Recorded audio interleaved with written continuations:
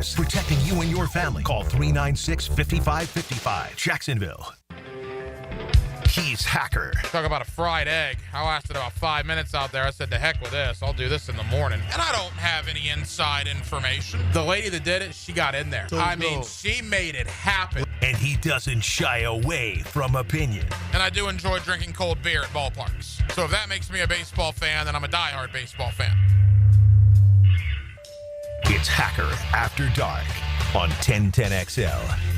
And a very good Wednesday evening to you, Jacksonville. It is Hacker After Dark, 1010XL, 92.5 FM with Dylan Denmark. The Hacker Ryan Green with you. Glad you are with us. A Wednesday evening that finds the Jacksonville Jaguar general manager search really picking up the pace. They did numerous interviews today, did some interviews yesterday. We'll continue with that process both tomorrow and Friday, and all indications are that I believe they're going to have a new general manager in place in the next week and a half at the absolute latest. I still think by next Wednesday or Thursday. I still think we're about a week away, maybe just a tad over a week. It would surprise me if by the weekend, next weekend, by what is that, the 22nd and 23rd of February, if by then the Jaguars did not have a GM in place. I think it's going to happen before that. One of the, fan favorites interviewed today. That's James Gladstone, the director of scouting from the Los Angeles Rams. I'm personally a guy that also thinks very highly of Gladstone based on what I've read, people I've talked to out in L.A., and videos that I've seen of the guy. I don't know much more about him than that, but I like what I've seen. And then it was interesting that earlier this evening, Josina Anderson, who had kind of hinted at this yesterday, it got reported by a lot of outlets, Jordan Schultz of Fox Sports among them, this evening, that John Robinson, the former GM of the Tennessee Titans, is apparently going to interview here in Jacksonville. And boy, that got everybody's feathers just ruffled up on Jaguar social media. People are not happy about that. I can tell you people in Nashville that I know are kind of laughing at the fact that John Robinson is interviewing here. They think about John Robinson in large part the way we think about Trent Baalke. John Robinson did some good things up in Nashville, but like we said last night, the guy traded A.J. Brown. The guy traded A.J. Brown in his early to mid-20s. And to me, that's pretty much a conversation ender for John Robinson, right? When you trade a guy, I don't care why you traded him. There is not a legit reason. There is not one good reason, justifiable reason you can give me that he traded A.J. Brown out of Nashville. And that alone gives me just a sad and sour taste in my mouth when it comes to John Robinson. But he is interviewing here, and that kind of leads me to one of the points I want to make coming up here in the big deal of the night in just a moment.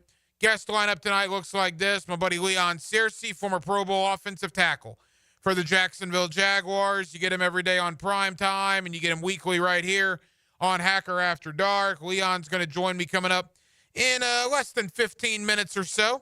We will look at everything that's transpired for the Jags over the last couple of weeks. We will talk about the general manager search, among many other topics with Leon Searcy. So that's less than 15 minutes away. And at the top of the 9 o'clock hour, a little bracketology, man. It's that time of year. Jerry Palm, one of the best when it comes to the bracket here in early February, mid-February, late February, and obviously in the month of March. Jerry Palm of CBSSports.com will join me to talk about Florida and where they are currently after their big win last night over Mississippi State. I will go ahead and tell you that Jerry has 14 SEC teams in his field right now. 14, which is absolutely nuts. And there are parameters, and I actually didn't know this. I knew it existed, but I didn't exactly know the specifics.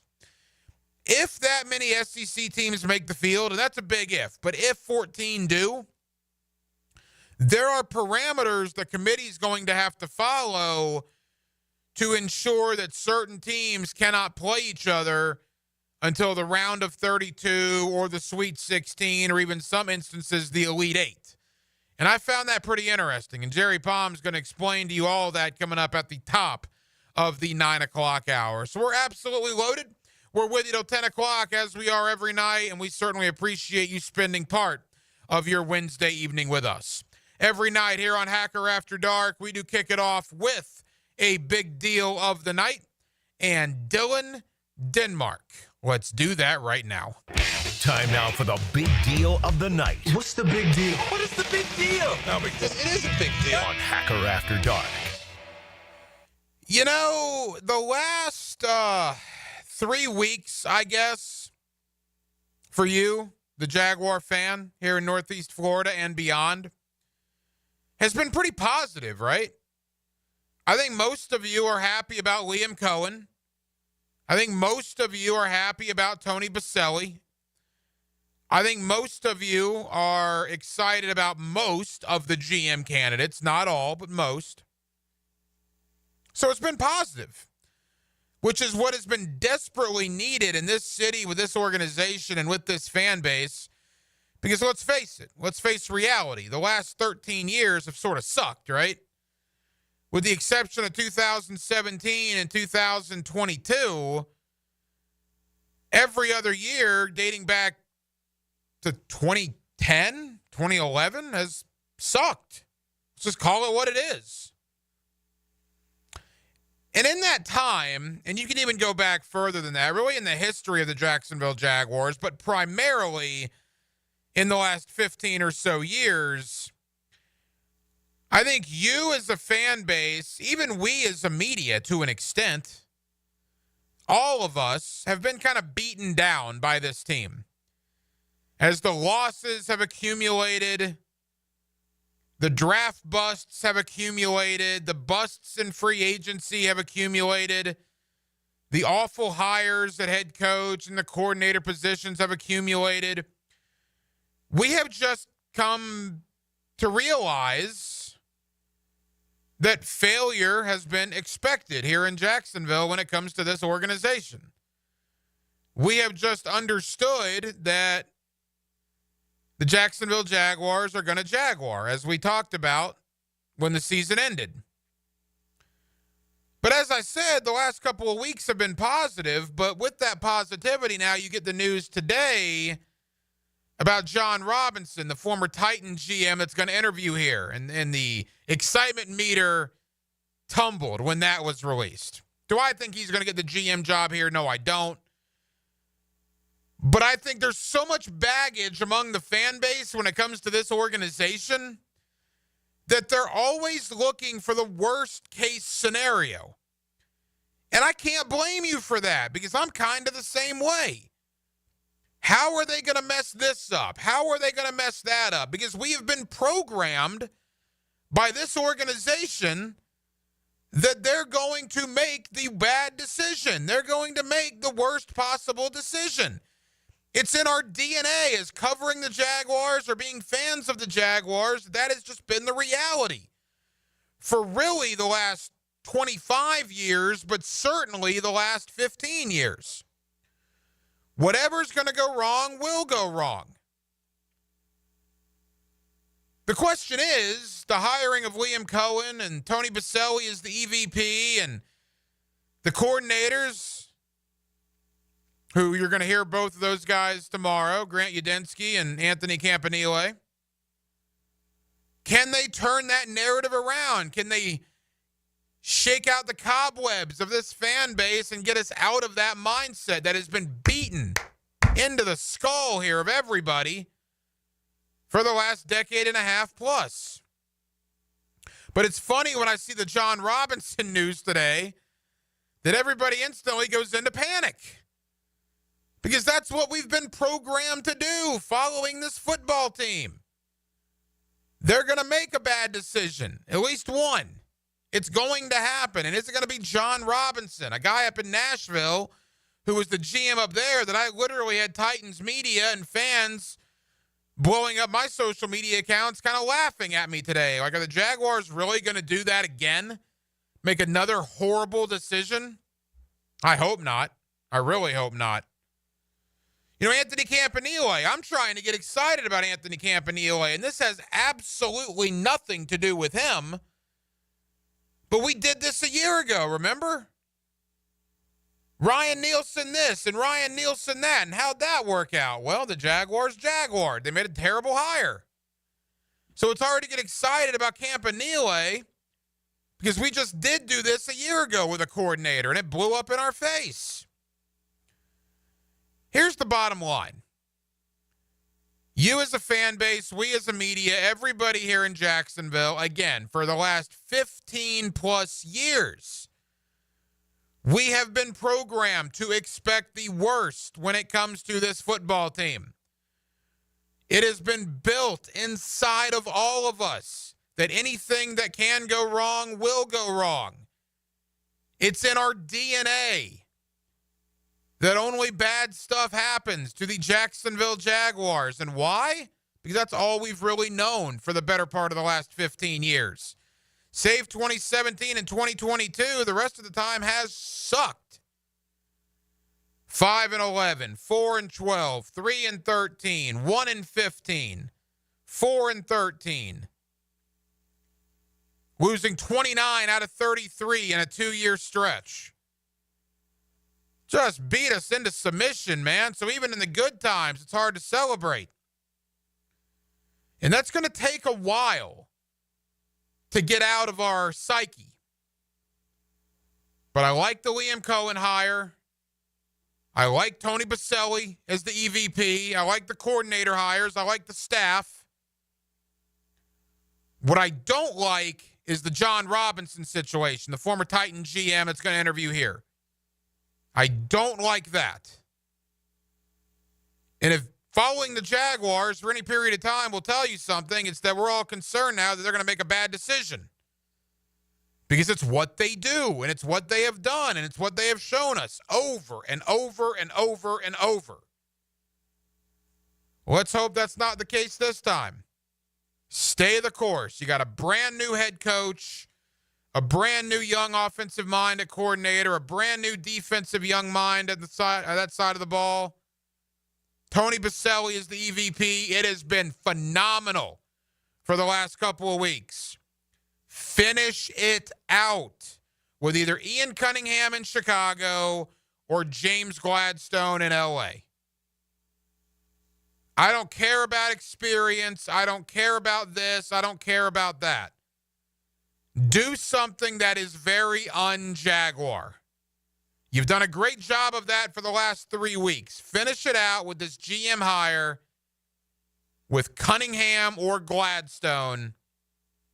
And let's get to work on what should be a really, really interesting offseason. 641-1010 on the text line designed by Lifetime Enclosures. Your thoughts always welcome here on a Wednesday night edition of Hacker After Dark. Coming up next, my buddy Leon Searcy. You get him every day on Prime Time. You get him weekly here on Hacker After Dark. Let's talk about the Jaguars, everything that's transpired. Let's talk about the GM search. Let's talk about old school football, and is it returning to the game? You see what Philadelphia did Sunday night? And we're going to see more of that in the NFL moving forward. Let's talk to a former physical offensive lineman about it. I brought a smile to his face seeing the physicality on Sunday in Super Bowl 59. Former Pro Bowl offensive tackle Leon Searcy joins me next. Wednesday night, Jacksonville, Florida. We're glad you're with us. Hacker After Dark, 1010XL and 92.5 FM. Your home team's radio home. To the 25, to the 20, to the 15, to the 10, to the 5. Touchdown! 1010XL, home of the Jaguars. Hey folks, Rick Ballou here from the Blue Crab Crab House. February means the Mardi Gras menu returns to the Blue Crab Crab House. Gumbo, shrimp Orleans, blackened redfish, appetizers, dessert, and more. This includes, of course, their regular menu where you get crabs from the Alaskan waters, the Canadian waters, the Southern Georgia waters. It's only at the Blue Crab Crab House. Doors open at 4:30, San Jose, and, of course, Jewington Creek Road. Awaken 180 weight loss. Awaken 180 weight loss. Hacker here for the best weight loss program I've ever been on. We're now basically a week away from the year anniversary for me and Awaken 180 on my journey. My journey that started on February 20th, 2024 at 317 pounds. And now here we sit on February the 12th, 2025, and I'm over 115 pounds lighter. And it's all thanks to Awaken 180. Hacker, how'd you do it? I'll tell you till I'm blue in the face, man. It's the best weight loss program I've ever been on. Results speak for themselves. If it's time for you to lose weight like it was for me, for your sake, for your family's sake, go to awaken180weightloss.com, awaken180weightloss.com. You know what I did today? I played hide and seek. I played football. I played tag with Little Hack in the front yard. A year ago, I couldn't have done that. I did it all today. And it's thanks to the great folks at Awaken 180 Weight Loss. At the First Coast YMCA, you'll find much more than just a gym. We offer many ways to help you be active, reach weight loss goals, and find your inner strength while you connect with your community. Family memberships at the Y include unlimited group exercise classes, childcare while you work out, and youth sports participation. It's easy to join the Y and affordable for all. Plus, the Y is a great place to meet a new circle of friends. Visit the Y near you or online at fcymca.org. Bueller, stay cooler with Bueller. Hey, pal, what's the matter? I don't know about this air conditioner, Jason. You know, my job is actually to... I mean, 1 minute it's working and the next minute it's not working. And every time I leave the house, I don't know if I'm coming back to a nice, cool oasis or a steaming cesspool of sweaty garbage fumes and dog farts, and then I'll never get to sleep. And I'll be too late to call someone. And what if I've got a big meeting the next morning and I haven't slept a wink? Okay, dude, stay cool. Or at least stay cooler. But I... Bueller Air and Plumbing can figure out why your AC only works sometimes and not all the time. We fix that kind of stuff every day. You mean you can... Life moves pretty fast. If you spend all your time worrying about an air conditioner that can totally be fixed, you could miss it. Stay cooler with Bueller. Visit BuellerAir.com. This is your Mad Dad's Update with Chapter President Donald Ford. In our effort to curb crime, drugs, and violence during the summer months, we are offering Friday Night Lights. It has already started and will be going until school starts back. It is every Friday night from 6:30 to 9:30 at the Blacktop, 5732 Normandy Boulevard, and behind the Potter's House Christian Academy. We manage 3 basketball courts. You are not running on the cement. We have covering on each court. The Lakers, the Magic, and the Heat. Ages 15 to 40 years old. This will give them something to do other than selling drugs and getting into trouble. We have monitors there giving leadership. We have to wake up, stand up, and speak up. Hit me on Facebook and tell me what you think. Or MattDadJacksonville.com. From the driving range to the 18th green, it's Brunch with the Tour. Well done. You've got to be kidding. Tour news, tips, and inside info brought to you by Clearwater Irrigation, 8:30 Tuesday morning on 1010XL. This is Mike Lynch, PGA Golf Professional. Take it from me. If you're dealing with an orthopedic issue, talk to the doctors at Southeast Orthopedic Specialists, where you're treated like a pro. This is Dr. Kevin Murphy with Southeast Orthopedic Specialists, where athletes are treated like pros. Thanks to all of you who have allowed us to be part of your recovery. Call us at Southeast Orthopedic Specialists if you ever have a need. Relieve pain and get back to life.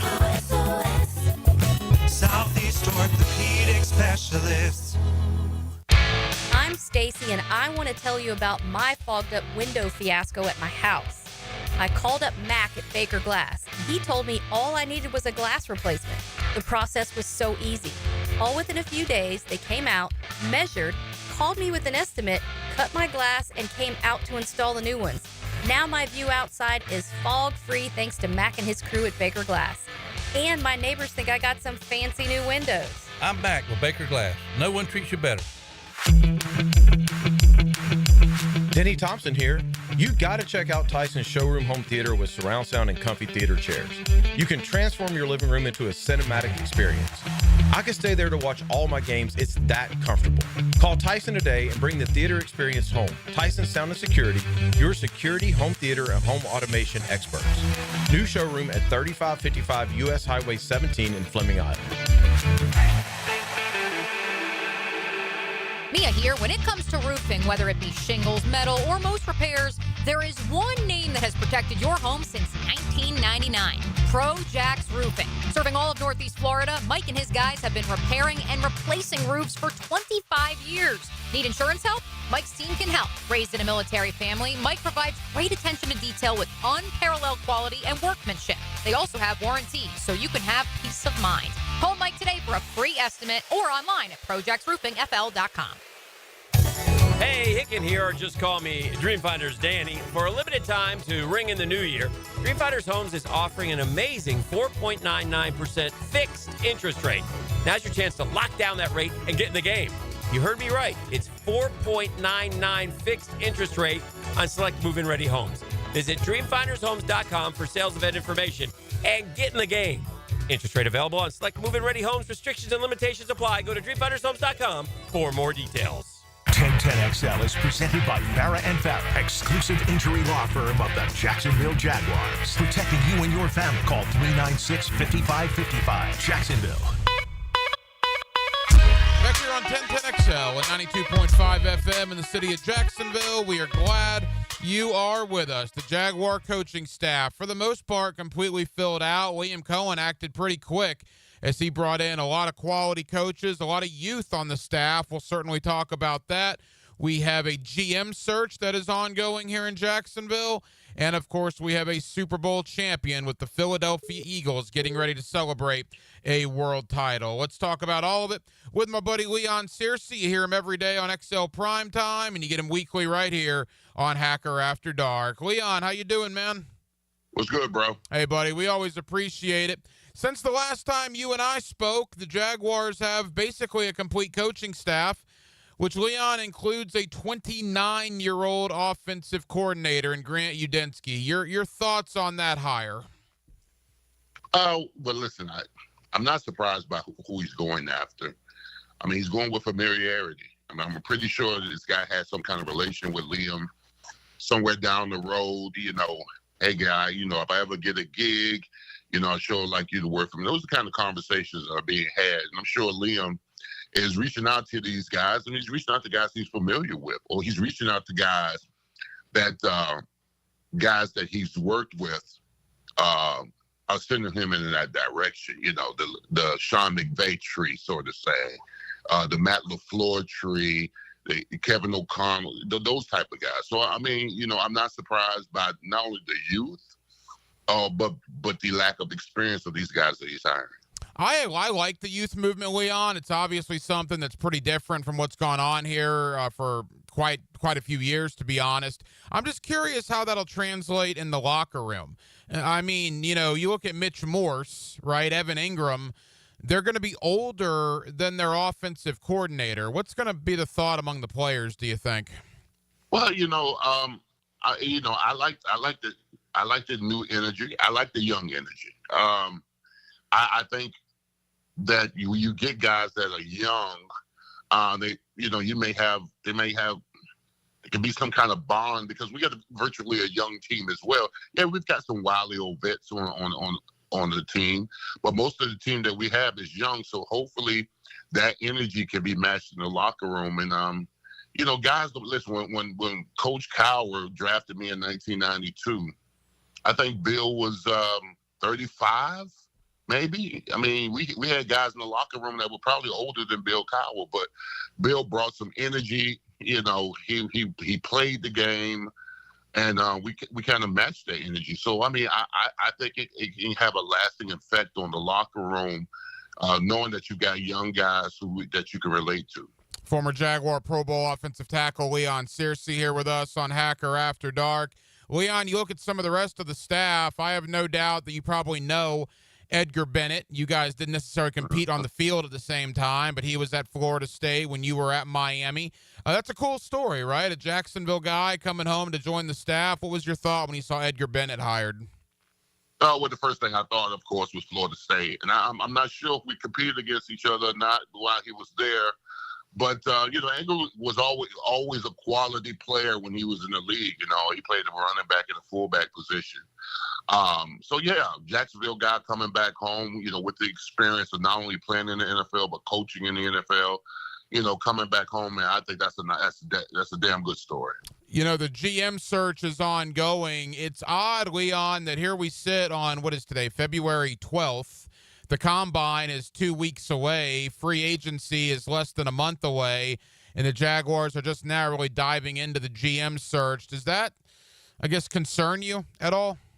Well, initially it did, but man, if they got to get it right, just take your time to get it right. Because I was on a primetime show yesterday, and I was so frustrated by the fact that we've had all these numerous the first, second, and third round picks, and we've just squandered them. And when you miss on those kind of guys, I mean, it kills the franchise. So you want to definitely bring in a GM who can not only handle the cap and free agency, but someone who's qualified that can evaluate talent, and make sure that when we pick guys, in those first 3 rounds, not the first 3, the first 7 rounds, that he gets it right. That's what matters, that he has an ongoing relationship with not only the head coach and the talent evaluator, the scouts and everything, and they just got to fix this thing. I mean, we were going over it yesterday, and I was naturally frustrated that we, throughout the years, we just missed on guys, and I just hope they get a GM that can come in and can work with Liam and work with the scouting department and get this damn thing right. It's just been frustrating to see how we've squandered so many picks throughout the years, and that's the reason why the franchise is in dismay. It's frustrating for the fans. It's frustrating for guys like me. I can't even begin to imagine what it's like for you. You're always associated as a Jacksonville Jaguar. You're always referred to as former Jaguar Leon Searcy, and I'm sure you hated to see your former team in the standing that they've been for quite some time. Leon, when it comes to the GM search, too, there's a guy in-house that is going to get a look, and that's Ethan Waugh. We talked about this a lot last night. Look, I don't believe it's fair to Ethan, but I think it's reality. And I don't think the organization will necessarily hold this against him, but certainly the fan base will. The Trent Baalke residue, if you will, right? The fact that he was Baalke's guy in San Francisco, Baalke brought him here to Jacksonville. Fair or not, the fan base has a stigma about Ethan Waugh, and most people couldn't identify Ethan Waugh if he walked in right next to you right now. Yet because of the Trent Baalke relationship, the fan base has an opinion on him. What is your thought about that? Well, I mean, it's hard, but it's fair. I mean, he just happened to be attached to Trent Baalke. And we know, the fan base here just does not, it is residue left over. And I think the fan base will probably be outraged if he's hired. But I mean, that's the trail he followed. I mean, and that's unfortunate, but if I'm shot, I mean, if you're gonna clean up, you might as well clean all the way up. And no slight on Ethan, but I would definitely have to bring in a whole new GM, to be quite honest with you. Yeah, clean slate. That's what a lot of fans want, no question about it. A couple more for former Jaguar Pro Bowl offensive tackle Leon Searcy. Ethan Waugh, I believe, will be a finalist or will be given a serious look. And then the weird thing, Leon, about the GM search is, at least with the head coach search, we kind of had an inkling who some of these guys were. The GM search, I'm just going on videos that I see online. I'm not familiar with the director of scouting at this team or the director of pro personnel at that team. But it does appear that 2 guys, at least in the fan base's eyes, have kind of jumped out above everybody else. And that's Ian Cunningham in Chicago, and that's James Gladstone with L.A. And Cunningham's got ties to Philadelphia. He's got a same agent as Liam Cohen. Relationships like that matter in situations like this, do they not? Oh, yeah, absolutely. Absolutely. And, he's probably the lead candidate because he has that affiliation or association with Liam.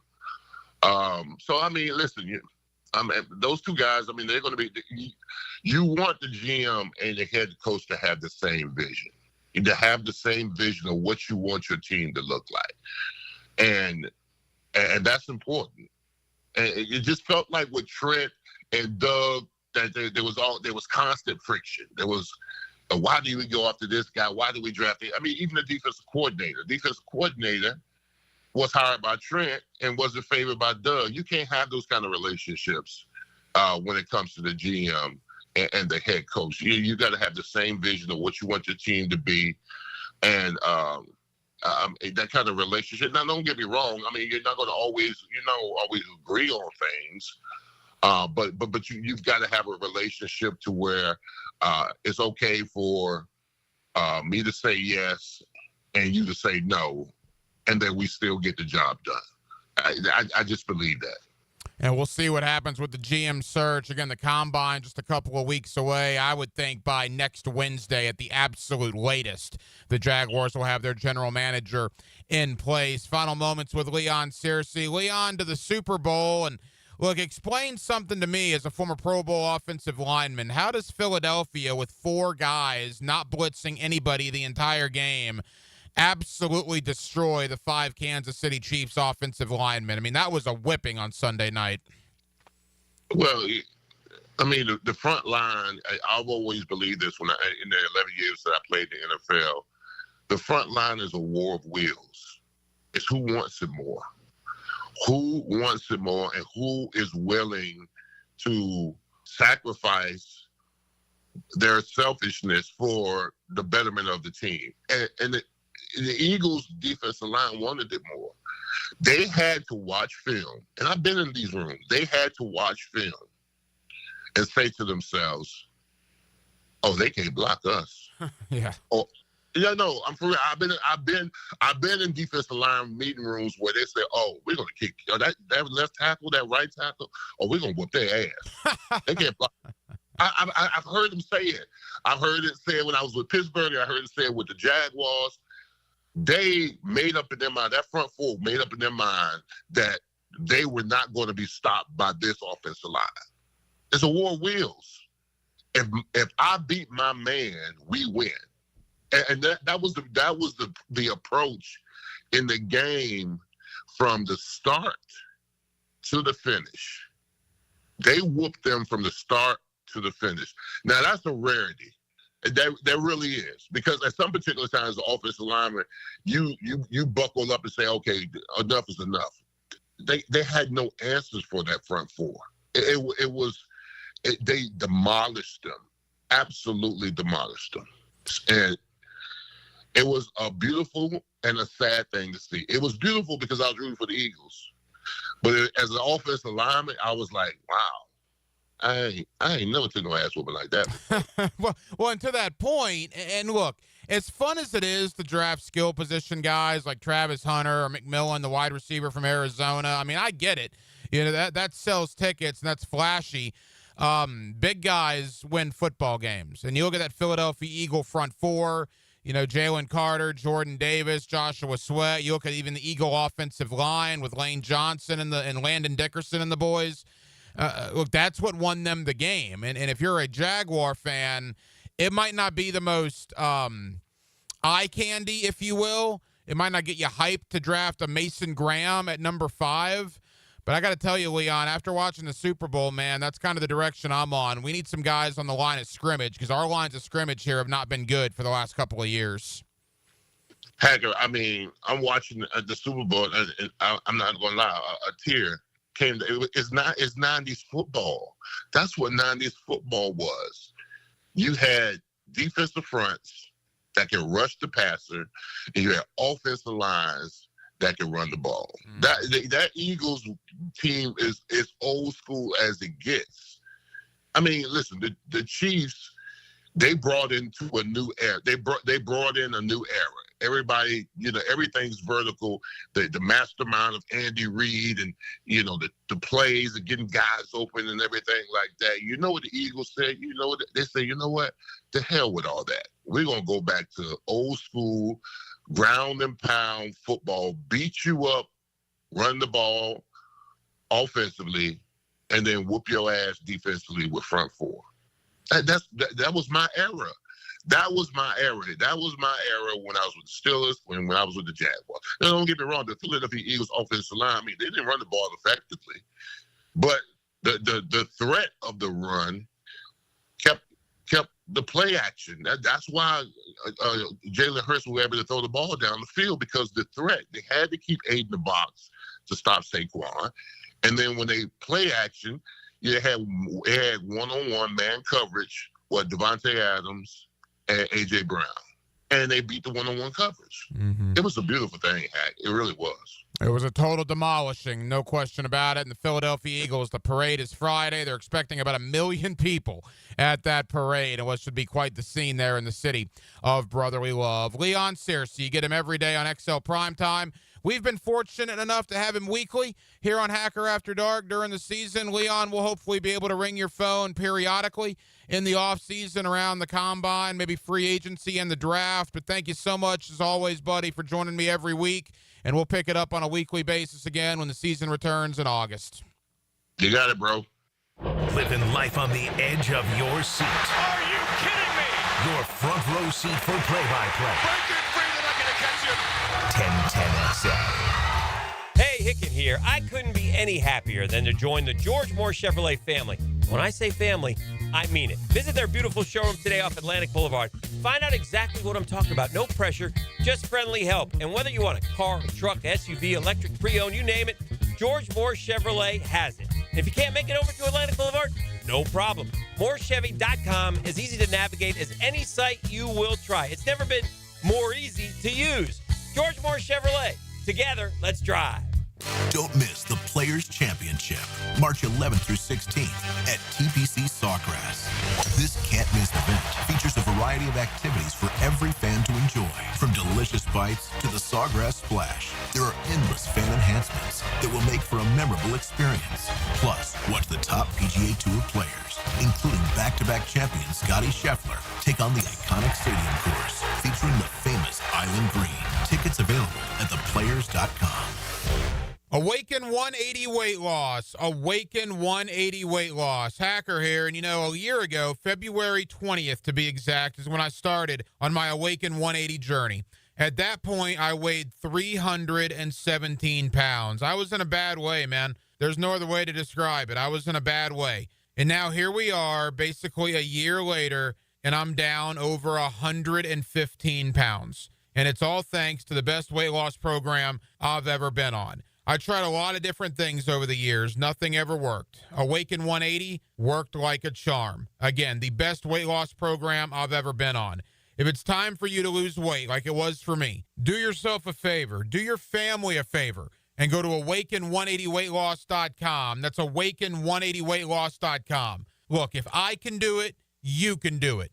And you could be their next success story. Do it today at Awaken 180 Weight Loss. Tired of a plain and boring backyard? Stonecore on Phillips Highway is your one-stop choice to beautify your home. With pavers, stonework, outdoor kitchens, fireplaces, pergolas, and driveways. Visit stonecore.co. We do outdoors better. 1010XL celebrates African Americans who positively impacted the First Coast. I'm RJ Saunders, and I'll share Black History Month stories with you throughout February. Black History Month on 1010XL is brought to you by Instant Keys and McGowan Spinal Rehabilitation Center. Tired of seeing the signs of aging in the mirror? Fine lines, sun damage, redness? They don't have to be part of your future. I'm Dr. Mark Capel, a board-certified dermatologist, and I can help you look and feel your best without invasive surgery or painful treatments. Imagine rejuvenating your skin in a relaxing, comfortable environment with minimal to no downtime. Smooth out fine lines, even skin tone, and restore that youthful glow. Find out how to look and feel your best at dermagnify.com. Dermagnify.com.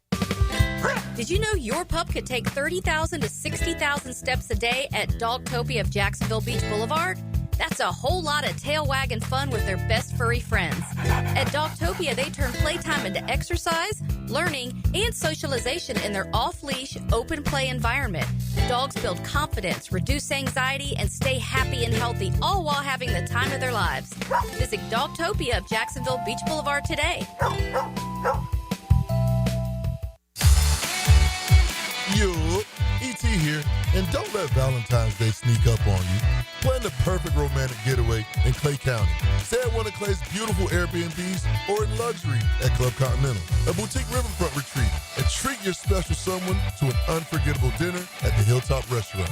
Trust me on this one. Clay County is the perfect spot for romance. Start planning today at exploreclay.com and tag those romantic moments with #ExploreClay. North Florida is growing with lots of new families joining our community. If you're one of them making the move here, you're Your next move should be a call to American Electrical to create the best home automation system, enhancing your living experience. There are many ways your life can be made easier through smart home technology, voice-activated systems, automated lighting, total house temperature control. With American Electrical, they've got everything you need to automate your home and make it your true oasis. Check out American-Electrical.com, powered by professionalism and raising the excellence bar. Lauren Brooks here for Terminix. When pests invade your home or business, you don't just need them out, you need them out fast. And you need to keep them out. At Terminix, they'll show up for you and eliminate pests quicker, just like they did at my house, because they care about what matters most to you. When pests show up, so does Terminix. Don't live with a pest problem, Terminix it. Visit Terminix.com today to schedule a free inspection online. That's TERMINIX.com. That's right, Terminix it. Visit Monahan Jewelers now through Valentine's Day for savings on all GIA certified diamonds and discounts store-wide up to 40% off. And interest-free financing on all purchases. Certified diamonds, gemstones, engagement rings, diamond studs, designer brands. Monahan's has it all. We're not a chain store. We're your local family jeweler since 1977 with a world-class inventory of fine jewelry and diamonds and gemstones available in any size. Support your local family jeweler now through Valentine's with huge savings on our inventory. Monahan Jewelers in Atlantic Beach. When you need a mechanic you can trust, call Sam, Harry, or Joe at AA Automotive on Richard Street. From oil changes to complex engine repairs, AA Automotive promises expert service and honest pricing from a local family biz. AA Automotive on Richard Street. 1010XL is presented by Farah & Farah, exclusive injury law firm of the Jacksonville Jaguars. Protecting you and your family. Call 396-5555. Jacksonville. Hacker After Dark on 1010XL. Yes, it is. 15 minutes before the 9 o'clock hour. We'll take you up till 10 o'clock as we do every night. Hacker After Dark right here on 1010XL and on 92.5 FM. Coming up at the top of the 9 o'clock hour, Jerry Palm, Bracketology, CBSSports.com. It's that time of year, mid to late February, as we start looking ahead to March and March Madness. Brackets start getting filled out. Conference tournaments, or I think the first conference tournaments are about 2.5-3 weeks away. We're getting to that point. And you look at Florida last night. What's an enormous win over another ranked team on the road. The Gators now sit at 21-3 on the year. Florida also got some really good news. Remember last night, Alex Condon got hurt in the first 30 seconds. Well, according to Todd Golden in the postgame, it's a ankle sprain, not even a high ankle sprain, just a low ankle sprain is how it was described. If I'm Todd Golden and the Gators, I put Alex Condon on the pine for at least the next week or two. You play South Carolina, you play OSU, you play Oklahoma, and you play Georgia. 4 very winnable games against 4 teams that are not ranked. I believe those might be the only 4 teams that aren't ranked in the SEC. So, yeah, I do not bring Condon back. I give him at least a week or two, and then you kind of evaluate where he is probably at the end of February, the beginning of March, because you need that guy healthy if you want to make a deep postseason run. But we'll talk about all of it. We'll talk about Florida. We'll talk about the absolute dominance of the Southeastern Conference. Is it realistic to think that the SEC could get 4 number 1 seeds? It has never happened in the history of the NCAA tournament that the same conference got 4 of the 4 number 1 seeds. Could it happen this year with the SEC? We'll talk about that and more with Jerry Palm, CBS Sports Bracketology. He comes up in about 15 minutes or so. You look around the National Football League today, obviously the Jaguars conducting their, their general manager search. I believe they just concluded another interview with Terrence Gray of Buffalo. So I believe that puts them at 3 interviews that were done just today. They did a 4th yesterday. They already have a couple more that have been publicly identified as happening tomorrow and Friday. So you would think by the weekend, they're going to have a majority of the initial interviews done, the first round of interviews, if you will. And then we'll find out who are the finalists, right? Who gets to come back for a second interview. We've been told, and we talked about this a lot last night, that Ethan Waugh, the current interim general manager here in Jacksonville, will be a finalist, will get a fair shake. I know what you, or at least most of you, think about that. But that's the reality, is that Ethan Waugh is in play here. I believe Ian Cunningham is certainly in play, and I believe the people in Chicago believe he's in play. Talking to some media up there, they're all but expecting Ian Cunningham to be the next GM of Jacksonville. Now, who knows if that will actually come to fruition or not, but I can tell you people in the Windy City believe that's what's going to happen. James Gladstone interviewed today, the director of scouting for the Los Angeles Rams. And look, I know about as much about James Gladstone as I do about Ian Cunningham. And it's just simply not a lot about either guy. I wouldn't be upset with either hire. I would be perfectly fine with either. But if I had to choose one over the other, and again, it's 6 in one hand, half a dozen in the other, really. But Gladstone, to me, being the director of scouting, seeing what the Rams have done in the draft, particularly as of late. Puka Nacua, a mid-round pick. Braden Fisk, a second-round pick. Obviously, Jared Verse in the late teens. You look at that roster, they lost a ton in free agency over the years. They traded away a ton of talent, but they have redrafted and replenished that roster, so much to the point that they have found themselves in the playoffs pretty consistently in the last few years. That's drafting, man. That's developing talent. And for that reason, James Gladstone's pretty high on my list. So he did interview today. We'll see if he ultimately makes the list to get a second interview here in Jacksonville. Before we get to Jerry Baum of CBS Sports, a couple of things that stood out in the National Football League.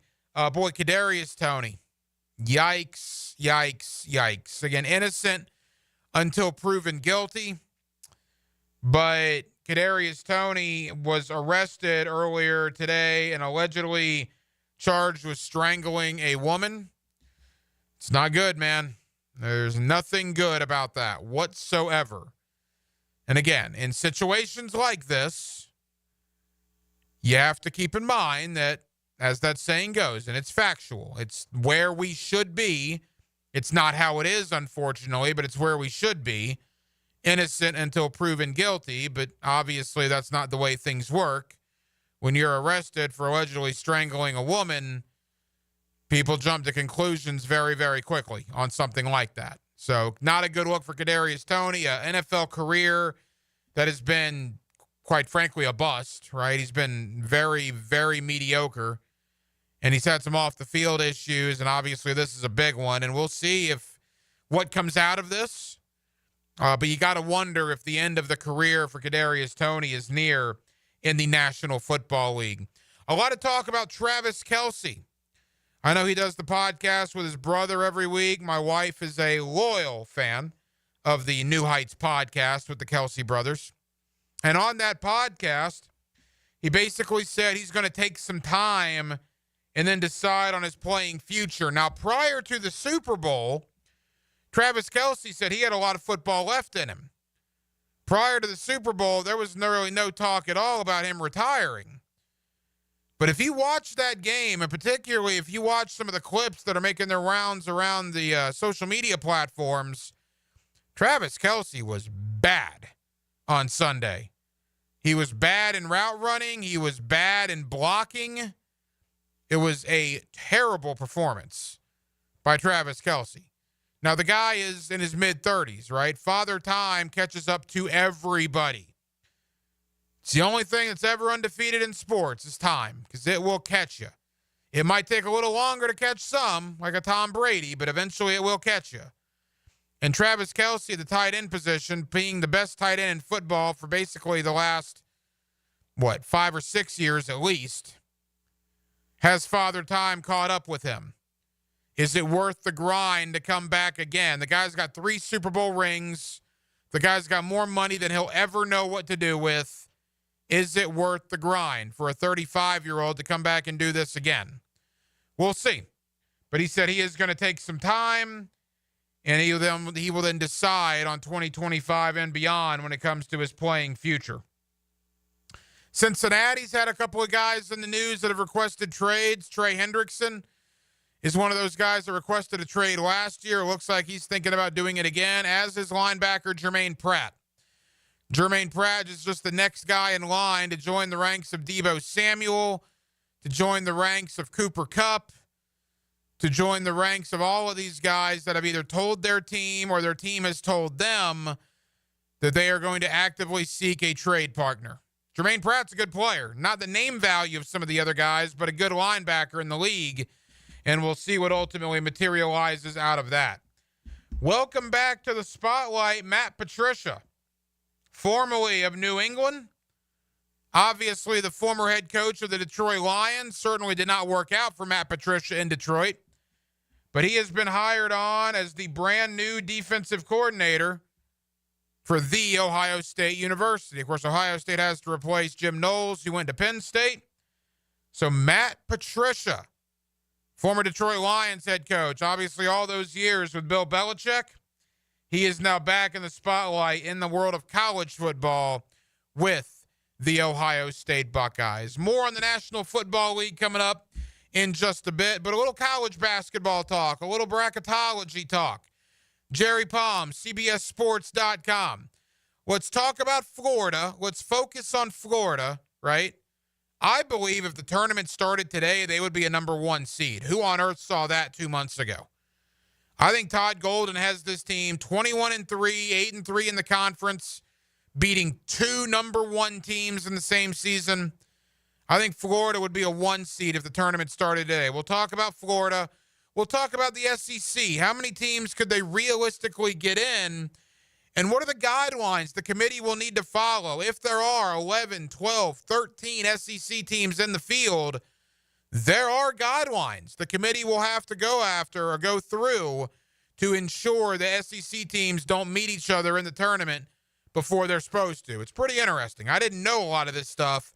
Jerry Palm will enlighten all of us coming up next. On a Wednesday evening here in Jacksonville with Dylan Denmark, the hacker Ryan Green with you. We're glad you're with us. Hacker After Dark rolls on. Bracketology with Jerry Palm of CBS Sports coming up next.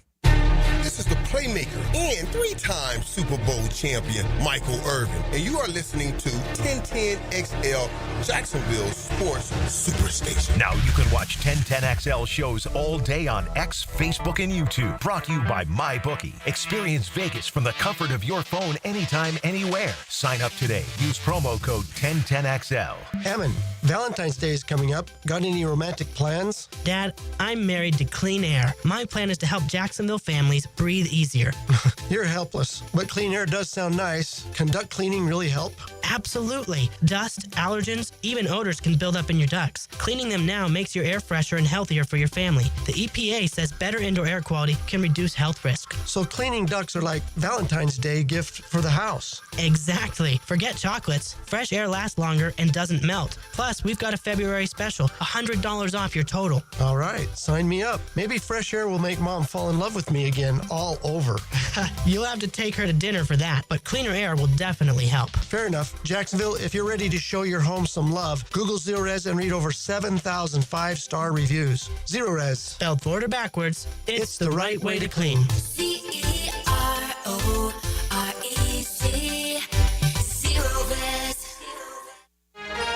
Hi, I'm Paris Owens representing Moore's Children's Health, Jacksonville. We are so grateful to the players for helping us create the healthiest generation of children. See you at the Kids Zone in 27 days at the Players Championship.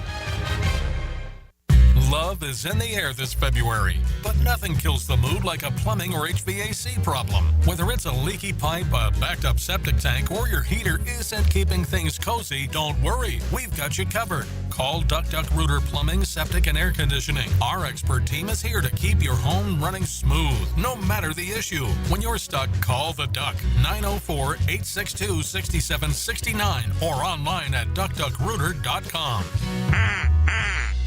Home of the Jacksonville Jaguars. WJXL AM Jacksonville Beach. WJXL FM Jacksonville Beach. Hey folks, Rick Ballou here from the Blue Crab Crab House. February means the Mardi Gras menu returns to the Blue Crab Crab House.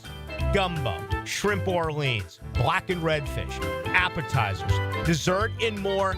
This includes, of course, their regular menu where you get crabs from the Alaskan waters, the Canadian waters, the southern Georgia waters. It's only at the Blue Crab Crab House. Doors open at 4:30, San Jose, and, of course, Julington Creek Road.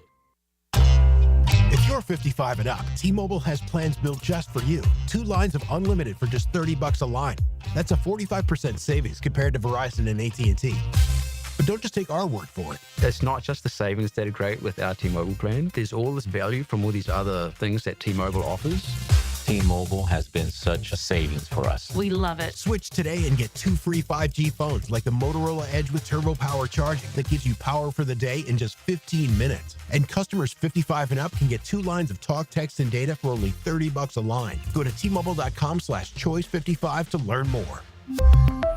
With AutoPay plus taxes and fees, plus $5 per line without AutoPay. Debit or bank account required. 45% off 2 lines versus AT&T Starter and Verizon Welcome. Plan benefits vary. Motorola Edge on us with 24 monthly bill credits and new line for well-qualified customers, plus tax and $35 per line connection charge. See details at T-Mobile.com. Motorola Edge requires 68-watt charger. Charger sold separately. Actual performance will vary based on usage and configuration. Hi, I'm Mac with Baker Glass. Are you tired of wrestling with your old shower curtain? Then say goodbye to the curtain chaos and hello to a new frameless shower enclosure. Wago Glass is clear, classy, and won't stick to you like a toddler at bedtime. Plus, it makes your bathroom look bigger and brighter. Upgrade your shower experience and step into style. Call me at Baker Glass and get ready to love your new glass shower enclosure. Baker Glass, no one treats you better. I'm with Greg from Cycles of Jacksonville. No matter the weather, Triumph has an unbelievable selection of rides where you can get out and just enjoy the highway. They do. The new Rocket is out with the new color schemes, the Tiger 1200, which has been revamped. These bikes are nice, gorgeous, and ready to ride. And if you want to take a look at the selection, they can just roll into the showroom and see a full variety. We've got them all in stock and ready to go. So if you log on, cyclesofjacksonville.com, search the Triumph line, and then head into the showroom. You'll be impressed. Cycles of Jacksonville. Pick it here for Bow 9 Associates, where you'll find Jacksonville's most esteemed eye doctors at each of their locations. After being selected for one of the most competitive ophthalmology fellowships in the world, Dr. Frank Bowden is frequently called upon for his expert opinion.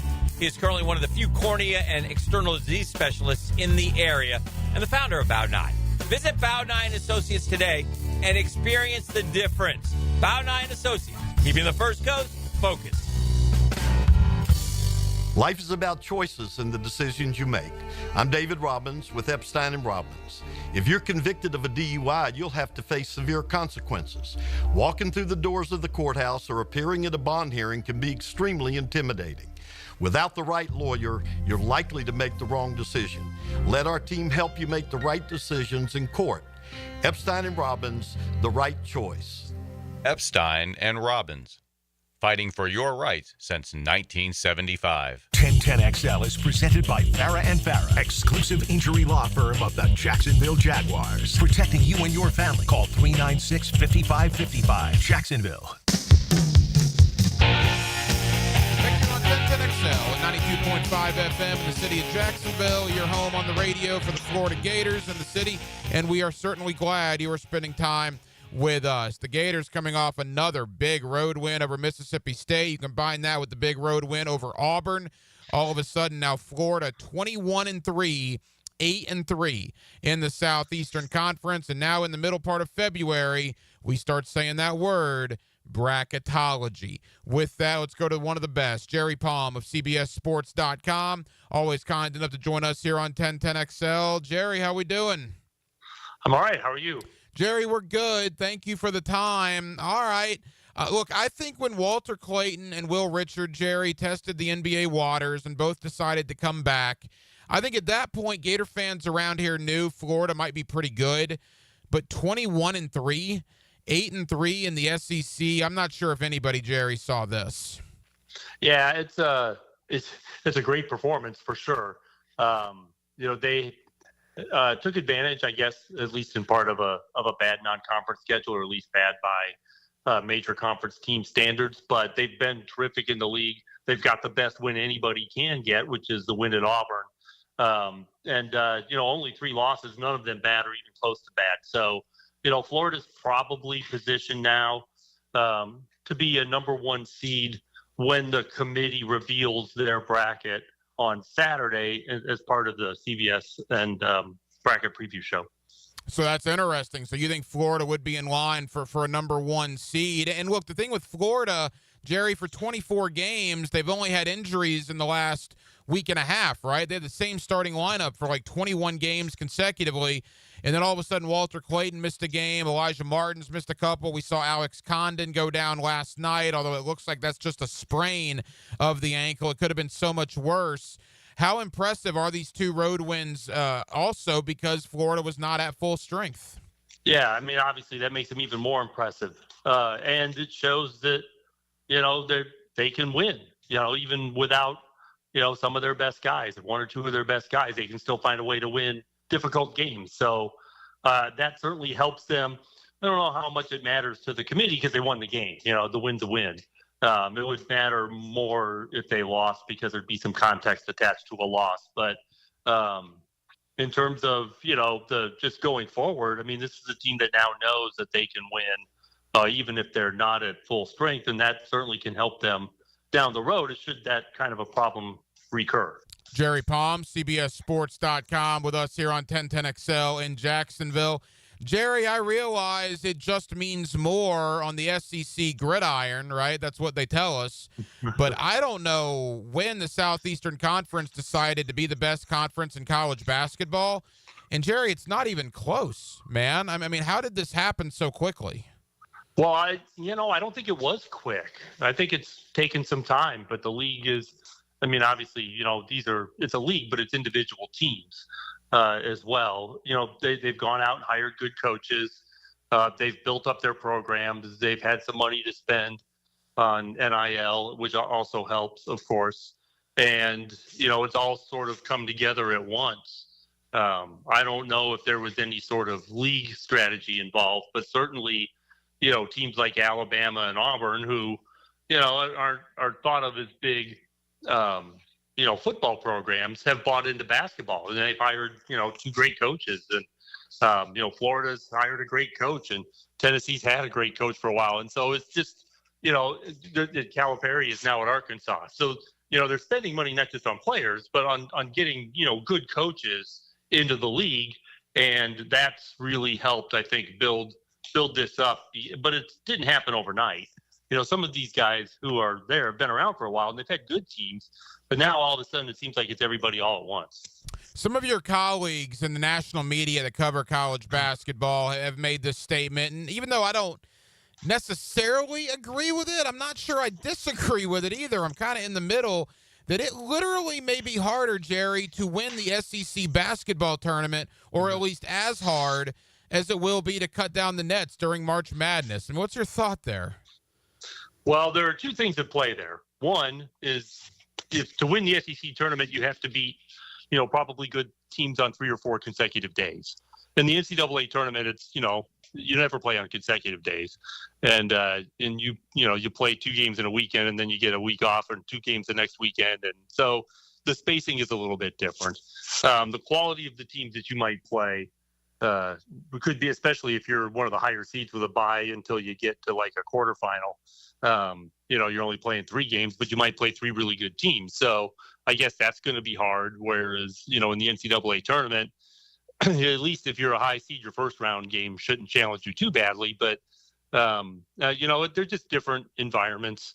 I imagine conference tournaments are always a bit tougher to win maybe than an NCAA tournament. All the NCAA tournament is 6 games. So, you have to get hot and stay hot. And you can win your conference tournament winning only 3. Couple of more for Jerry Palm, talking bracketology with us from CBSSports.com. Jerry, forgive me, I don't know the history here, but I would have to imagine it's never happened before where 4 conference teams were the 4 number 1 seeds in the big dance. Now, after Tennessee's loss to Kentucky, maybe that's not necessarily the case right now, but even 3 number 1 seeds from the same conference. Has that ever happened? Yeah. In fact, most recently, 2019, the ACC had 3 teams as number 1 seeds, and it happened again in 2009. So those are the 2 times that we've had 3. And in fact, the champion came from one of those 3 teams in both of those years, although that's just trivia, not consequence. But but it has happened. 3 has happened. 4 is not. It seems unlikely that there will be 4 because, there's another month to play and these teams are going to beat each other up some and everybody's going to take a loss in the conference tournament except the team that ultimately wins. So I think 4 is asking a lot. But, I'm not going to say it's impossible. It just seems unlikely. Also, my bracket on Monday had 14 SEC teams in it, but the last 3 teams in the bracket were also from the SEC. And I think it's much more likely to be closer to 11 than 14. Wow, the fact that you had 14, though, in your bracket, that is wild. I mean, you look at the potential number 1 seeds, Auburn, Alabama, Florida. I mean, in your mind, Jerry, how many SEC teams could win the whole thing in mid-March? Oh, half a dozen, probably, thereabouts. The 3 you just mentioned. Well, I mean, Auburn, Alabama, Tennessee, Florida, A&M, off the top of my head. I think those 5 all have a shot. But somebody could come from lower down and make a run because there are other good teams, and you see that every once in a while. So it should be an interesting NCAA tournament. I can tell you that trying to bracket those teams and follow the rules has been really challenging because so many are at either end of the bracket. But it's really been something.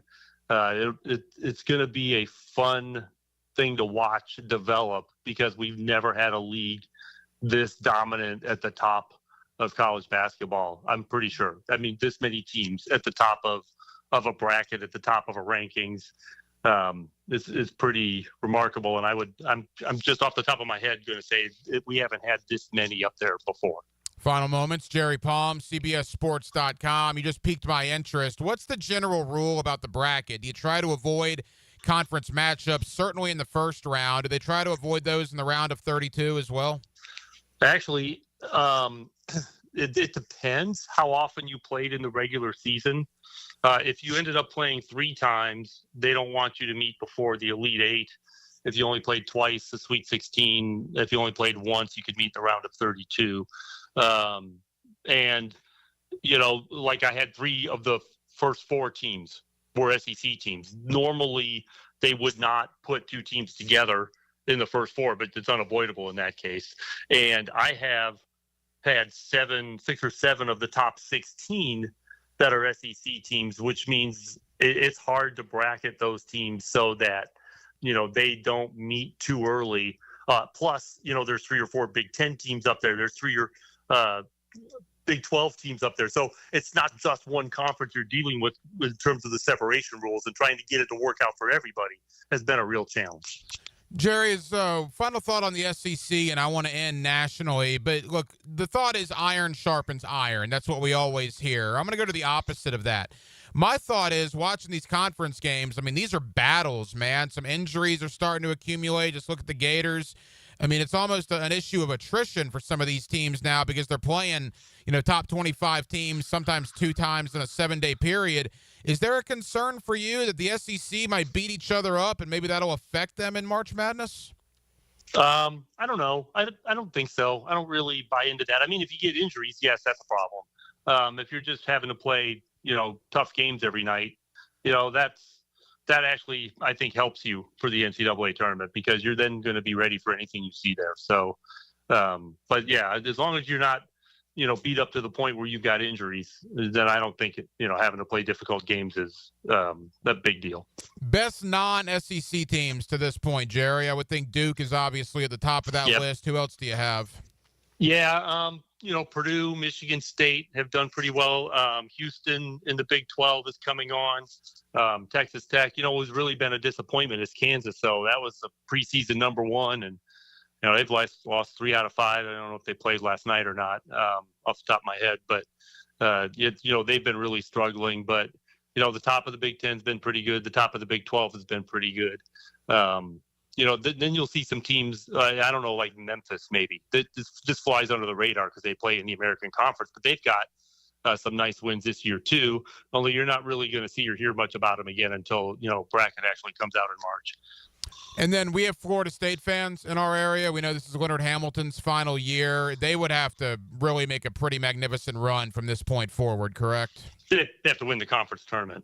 And I love Leonard Hamilton. He's one of my favorite coaches. So in a sense, I'm sorry to see him go, but everybody goes at some point, and I wish he could go out on a higher note, but I think he's a terrific coach and has done a great job at Florida State.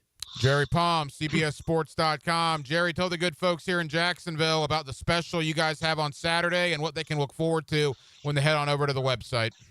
Yeah, Saturday is our annual NCAA bracket reveal, where the selection committee comes in and gives us their top 16 as of that moment, and then I'll fill in the rest of the bracket in the second half of that show.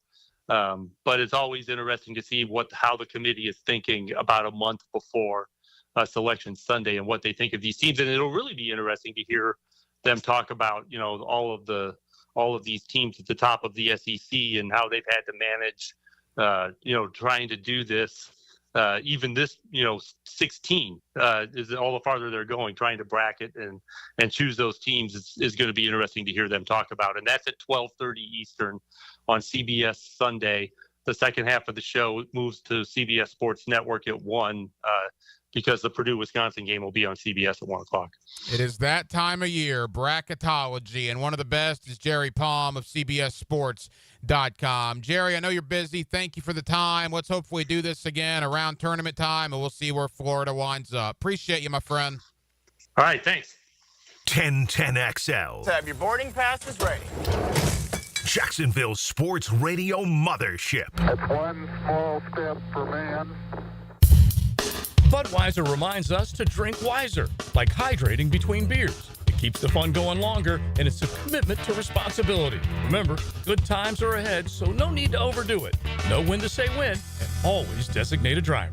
Awaken 180 weight loss. Awaken 180 weight loss. Hacker here. And, a year ago, February 20th to be exact, is when I started on my Awaken 180 journey.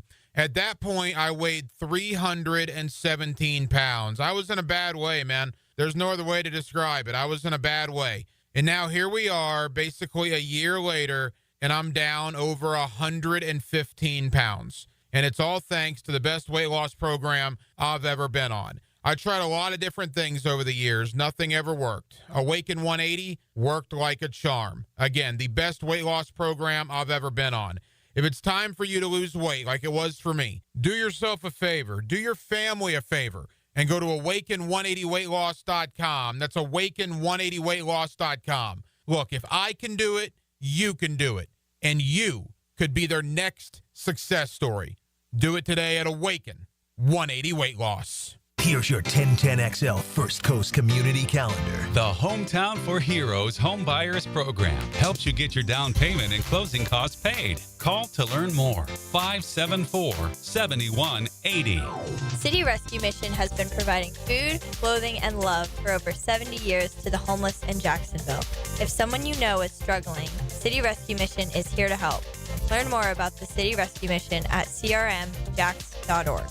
If you know someone with cancer and no insurance, call the U.S. Uninsured Helpline at 800-234-1317. The Creeks Athletic Association in St. Johns County offers a variety of sports for children 5 to 18. Learn how to get your child involved at caale.org. Builders Care is looking for volunteers, and there are so many ways you can help. Find out how at builderscare.org. If you're involved in a community event and you'd like us to help spread the word, find out how at 1010XL.com. For lost or broken keys or nearly any make and model of vehicle, call 722-1111 for Instant Keys. Instant Keys. You don't have to go to the dealer. Instant Keys comes to you. Listen up, Googans. Hicken here, still talking skin. This time I want to give you some great advice for Valentine's Day. Look, don't buy anything that either dies or adds pounds. Go see the girls at Beaches Dermatology and get a gift card or even a specific skin treatment, one that will enhance her beauty, maybe even help her look like she did when y'all first met. It's possible. Skin treatment is very important, and a gift from Beaches Dermatology makes a perfect gift this Valentine's Day. For locations, go to beachesdermatology.com. If you need a good idea for a great Valentine's gift, try 1010XL's Sweetheart Suggestions from Kuhn Flowers and Wick, a candle bar. Happy Valentine's Day. Find everything you need to know at 1010XL.com. How likely is it to live to be 100 years old? The answer coming up. When you file a claim with Southern Oak Insurance, we schedule one of our trusted vendors to work directly with you, which means a faster claim resolution. Find out more at southernoak.com. Our family protecting yours. Southern Oak Insurance. In the United States, about 5% of women live to be 100, but only 1.8% of men. Southern Oak Insurance. Our family protecting yours. Did you know your pup could take 30,000 to 60,000 steps a day at Dogtopia of Jacksonville Beach Boulevard? That's a whole lot of tail wagging fun with their best furry friends. At Dogtopia, they turn playtime into exercise, learning, and socialization in their off-leash, open play environment. Dogs build confidence, reduce anxiety, and stay happy and healthy, all while having the time of their lives. Visit Dogtopia of Jacksonville Beach Boulevard today. Yo, E.T. here, and don't let Valentine's Day sneak up on you. Plan the perfect romantic getaway in Clay County. Stay at one of Clay's beautiful Airbnbs or in luxury at Club Continental, a boutique riverfront retreat, and treat your special someone to an unforgettable dinner at the Hilltop Restaurant. Trust me on this one. Clay County is the perfect spot for romance. Start planning today at exploreclay.com and tag those romantic moments with hashtag ExploreClay. The housing market is as busy as ever on the First Coast. And if you've moved in or moved on, make sure you have a team of trained electricians ready to help. American Electrical can make sure you're up to date electrically and maximize your living experience. Smart home automation services, home theater systems, outdoor and dock lighting, and backup generators. American Electrical can do it all. A team you can trust with highly trained technicians ensuring you have the best living experience. American-Electrical.com, a leader on the First Coast and powered by professionalism. Before termites attack your home or business and cause costly damage, Terminix it. At Terminix, we know how to stop termites.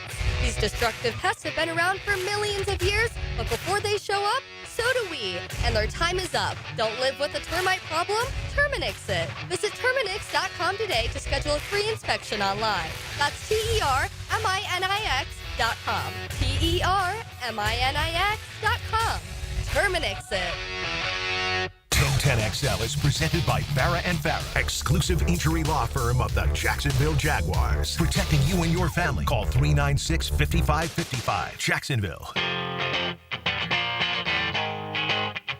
Hacker After Dark on 1010XL. We'll take you up till 10 o'clock as we do every night. Hacker After Dark, 1010XL and 92.5 FM. Coming up in about 15 minutes.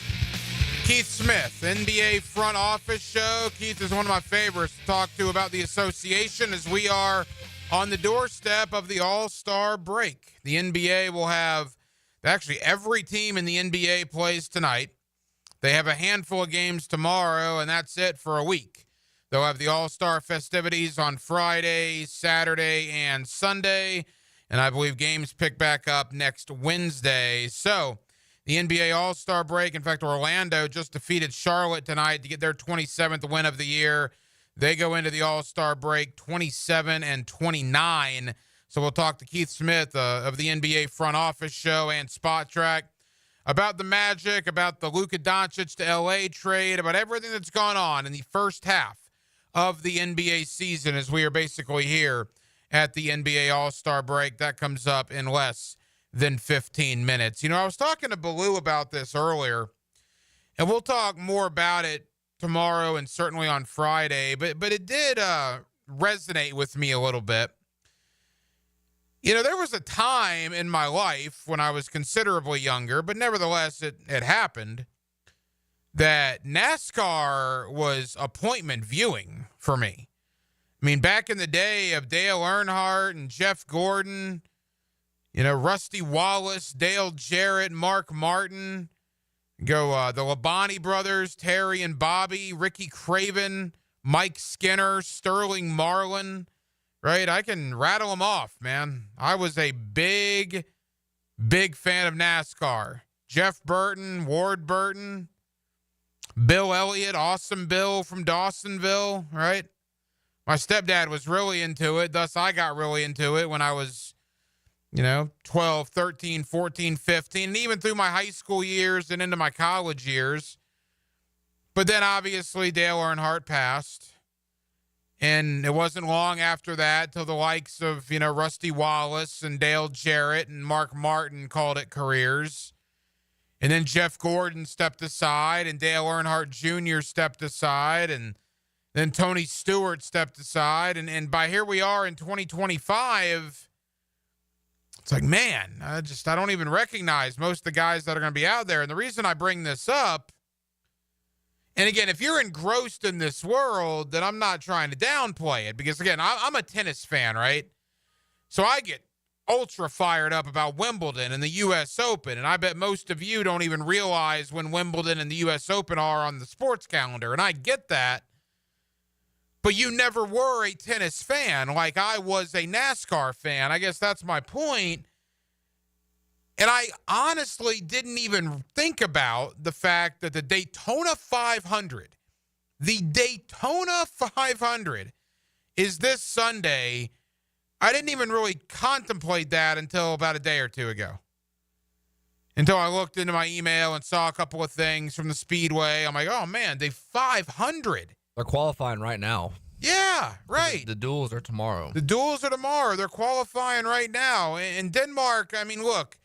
Of all the people here at 1010XL, and admittedly, we're not the biggest NASCAR fans as a station, I would say you're pretty high up on the list as a NASCAR fan. I mean, am I in the minority here? No. Am I wrong that it is majority plummeted off the face of the earth? No, because I'm the same way.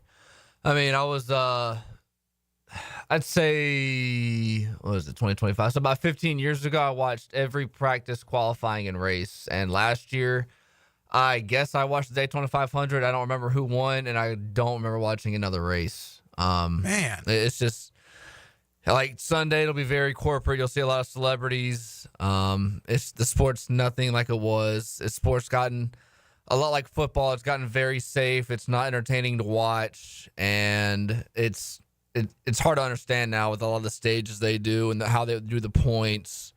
It feels like every 3-4 years they change it. How you win a championship. Like, I remember 10 guys used to race for the cup, and then it was 12, and now it's 16, and then now there's like, it's a bracket, and it starts with 16, and they trim it down to like 4 drivers or 2 drivers that can win a championship at the end of the season. When I get it, you got to spice it up when football season starts. All right, I totally understand why they did what they did, because you got to make it interesting and compelling for the months of September and October, and I think they go into early November. Because then once football comes back on Sundays, you're completely destroyed with your viewership. And I guess I'm just curious. I mean, I don't know if you know this or not, but, my family, my friends used to be diehard NASCAR fans. A few still are, but not near as many. I mean, Daytona will be full on Sunday, right? I mean, it's a sellout crowd, I would anticipate. It hasn't plummeted that far. I don't know. I mean, corporate sponsorships, as you mentioned, probably are pretty high. I'm sure, the sport is doing well financially. It's just in the casual, everyday John Q, Jane Q sports fan, where is NASCAR now on your tier of sports compared to where it was 10, 15, 20 years ago? All right, so 10 years ago, let's see. All right, let's start here. 2013, 16 million people watched. Yeah. The following year, 9. Whew. And then it goes 13, 11, and then it's been 9, 9, 7, 4 million right after COVID, and 6 million people watched it last year. So they have basically lost, in a decade, they've lost 2/3. 2/3 of their audience. Yeah, and I'm going back, you can go back to the early 2000s from when Earnhardt died. It was still 18 million, 17 million, 19 million, in that range. And then the last 5-6 years, it's single digits. And again, it's like, it's not as if I was never a fan of the sport. I mean, I loved NASCAR back in the late 90s, early to mid 2000s. Loved it. I could rattle off, of the 43 guys in any given race, I could tell you probably 35 to 40 of them. Mike Skinner in the 31 Lowe's, Dale Jarrett in the 88, Jeff Gordon in the DuPont 24, Mark Martin in the Valvoline 6. I mean, just Bill Elliott in the McDonald's 94. I loved it, man. And I'm kind of upset at myself, honestly, that it's just, In my sports psyche, the NFL, college football, the NBA, college basketball, mix in a little baseball, a little hockey with tennis and golf and everything. It's just NASCAR is way down the list. I want to get more into that tomorrow and Friday. How can they get back? Is there a way to get back? We'll maybe expand on that. One of the sports that I love is the NBA. And we're coming to the All-Star break right now. Keith Smith is the host of the NBA Front Office Show. He joins me next. Let's review the first half of the season. Let's talk Orlando Magic. Let's talk Luka to the Lakers and everything in between. All-Star break is on the horizon. Keith Smith of the NBA Front Office Show joins us next. Hacker After Dark right here on 1010XL and on 92.5 FM. She's not afraid to chop it up with the guys. All right, I can be tough. Okay, I've got to be. I can also be tender. Mia O'Brien is on Helmets and Heels. I envy this woman. Weekdays noon to 2 on 1010XL. Thank you for being so honest. You'll always feel good when you send someone a Kuhn Flowers floral or plant arrangement. This is RJ with 1010XL, and no matter what the reason, Kuhn Flowers has always come through for me. Order online at kuhnflowers.com. Tired of seeing the signs of aging in the mirror? Fine lines, sun damage, redness? They don't have to be part of your future. I'm Dr. Mark Capel, a board-certified dermatologist, and I can help you look and feel your best without invasive surgery or painful treatments. Imagine rejuvenating your skin in a relaxing, comfortable environment with minimal to no downtime. Smooth out fine lines, even skin tone, and restore that youthful glow. Find out how to look and feel your best at Dermagnify.com. Dermagnify.com. Bueller. Stay cooler with Bueller. Hey, pal, what's the matter? I don't know about this air conditioner, Jason. You know, my job is actually to... I mean, 1 minute it's working, and the next minute it's not working. Every time I leave the house, I don't know if I'm coming back to a nice, cool oasis or a steaming cesspool of sweaty garbage fumes and dog farts, and then I'll never get to sleep. And I'll be too late to call someone. And what if I've got a big meeting the next morning and I haven't slept a wink? Okay, dude. Stay cool. Or at least stay cooler. But Bueller Air and Plumbing can figure out why your AC only works sometimes and not all the time. We fix that kind of stuff every day. You mean you can... Life moves pretty fast. If you spend all your time worrying about an air conditioner that can totally be fixed, you could miss it. Stay cooler with Bueller. Visit BuellerAir.com.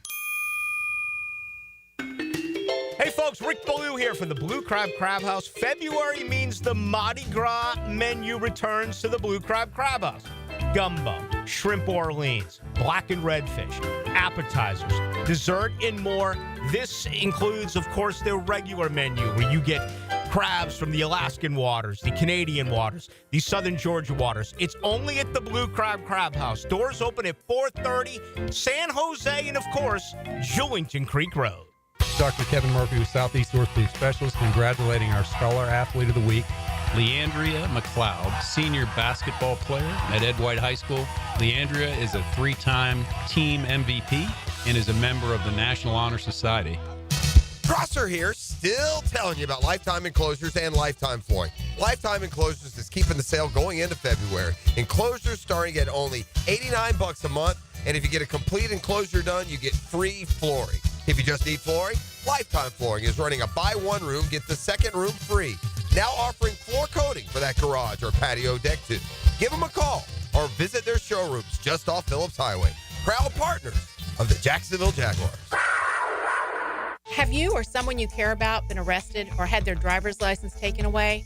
I'm Susan Cohen, and I work with David Robbins at the law firm of Epstein & Robbins. We are experienced fighters for those charged with DUI and all criminal offenses. I've been named the best DUI attorney in the state, and David has been named the best criminal defense lawyer in Jacksonville. In your battle with the justice system, there is only one thing you need to know. Dial David 24/7 at Epstein & Robbins, 354-5645. At the First Coast YMCA, you'll find much more than just a gym. We offer many ways to help you be active, reach weight loss goals, and find your inner strength while you connect with your community. Family memberships at the Y include unlimited group exercise classes, childcare while you work out, and youth sports participation. It's easy to join the Y and affordable for all. Plus, the Y is a great place to meet a new circle of friends. Visit the Y near you or online at fcymca.org. Cannonball! Honey, someone's in our pool. Oh, refreshing. John, what are you doing? Oh, hey, Dave. Seeing as how me and the guys at Clearwater Irrigation reinstalled your sprinklers after the pool contractor ripped it out, I thought you wouldn't mind if I took a quick dip. But in a Jaguar print Speedo? Yeah, Dave. My bad. Clearwater Irrigation. We can't sing a lick, but we sure are good at sprinklers. And drainage, too. Collisions happen on every play in football. Collisions also happen every day on the road. If you need auto body repair, from a $30 job to a $30,000 job, trust San Jose Collision in Mandarin. With 50 years of fabrication expertise in towing products, the family at Cannons of Jacksonville can repair or install precisely what you need to tow with confidence. Visit cannonsofjacks.com, where quality and customer satisfaction collide. Ackerman Urology offers the most advanced options for improving men's health and vitality. Their board-certified urologists treat all prostate disease and sexual health issues. Call their new location at World Golf Village or visit AckermanUrology.com. Yo, yo, yo, it's your boy E to the T here, and I know that getting into an accident is stressful, but getting the proper care doesn't have to be. That's why I recommend McGowan Spinal Rehabilitation Center. Even if you're at fault, your insurance covers you. And remember, you have the right to choose your own doctor. Even a minor accident can cause whiplash for years if it goes untreated. So don't wait. Call the auto accident experts at McGowan Spinal Rehabilitation. Your recovery starts today. 1010XL is presented by Farah and Farah, exclusive injury law firm of the Jacksonville Jaguars. Protecting you and your family. Call 396-5555. Jacksonville. Back here on 1010XL at 92.5 FM in the city of Jacksonville. We are glad you are with us. The NBA All-Star break right around the corner, and it has been a crazy last couple of weeks from all the trades that went on, including the seismic trade of Luka Doncic to the Los Angeles Lakers. And on the home front, the Orlando Magic are finally healthy for the first time really the entire year. And for some reason, they're playing their worst basketball. Let's talk about all of it with Keith Smith of Spot Track. He's also the host of the NBA Front Office Show. He's one of our favorites to talk about the association. And Keith is always kind enough to join us here on 1010XL. Keith, how you doing, man? I'm doing well. Thank you for having me. Hey, Keith, we always appreciate it. Know it's a busy time for you. Let's begin with Orlando. You and I talked a month and a half ago, and at that point, they were unbelievably banged up. Banchero and Wagner were both out. Suggs was in and out of the lineup. Gary Harris was out of the lineup, and they were keeping their head above water. And yet, amazingly, Keith, now everybody's healthy with the exception of Suggs. And you could argue Orlando's playing their worst basketball of the year. Why on earth do you think that's happening? Yeah, I think there's a couple factors at play. One, when you're adding back Wagner and Banchero, you're adding two very high usage guys that are going to rebalance your offense. You're going to have to really kind of reset everything around. So that's part of it. They've also had a tougher spot in the schedule as well. So that's also kind of added to this, with them. And they're continuing, as they have all year, to shoot at, almost historically bad levels for an NBA team.